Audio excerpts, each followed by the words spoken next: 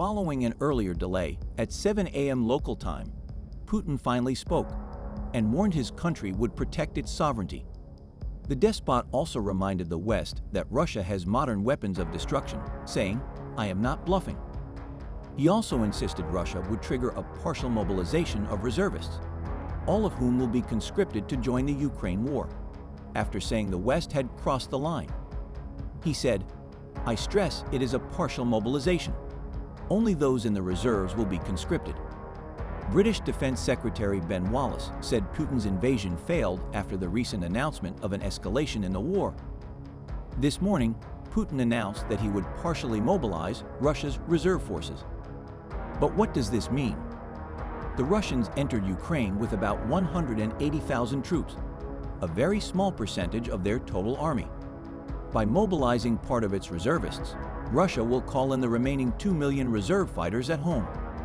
While it is highly unlikely that all 2 million reservists will be sent to Ukraine, reports suggest another 300,000 troops will join the conflict.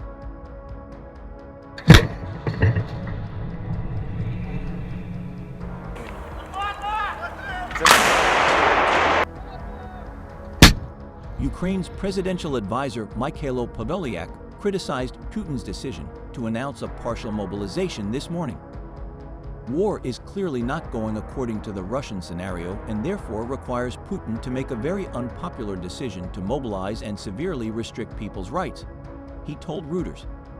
Partial mobilization will see thousands of Russians forced into the conflict.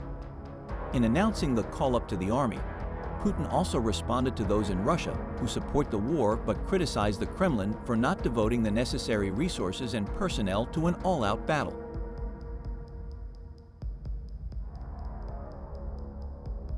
Putin has previously avoided conscription in a bid to keep wartime predicaments as far away from ordinary Russians as possible. But the recent field setbacks and the drumming of pro-war nationalists for a stronger endeavor appear to change the calculations. In a subsequent speech, Russia's defense minister, Sergei Shoigu, put the number of new calls at 300,000 people, all with military experience. He said that students would not be called up to fight, and that conscripts would not be sent to special operation zones, the Kremlin's way of referring to war, although observers were skeptical of that claim. The number of Russian troops, including Russian allied separatists, members of private security companies and volunteers, currently does not exceed 200,000, according to estimates by analysts and military experts. If the partial mobilization is successful, the new recruits will more than double that number, which would make it easier for Russia to maintain hundreds of miles of front lines in Ukraine. However, observers say most high-ranking personnel have already been deployed, and those called in will require further training and weapons.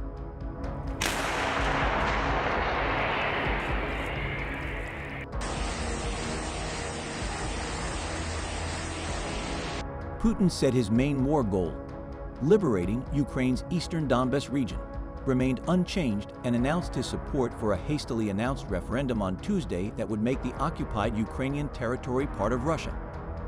Russia cannot give in to the people living nearby to be torn apart by executioners and fail to respond to their desire to determine their own destiny, he said, referring to Ukrainians in the occupied territories, even as reports continue to emerge of torture in the hands of the Russian occupation forces.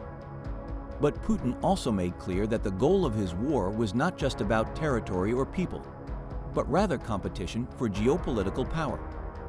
His remarks came a day after Moscow urged to consolidate its grip on Ukrainian territory in the east and south, abruptly moving to the stage of a referendum for the occupied parts of Ukraine to formally join Russia.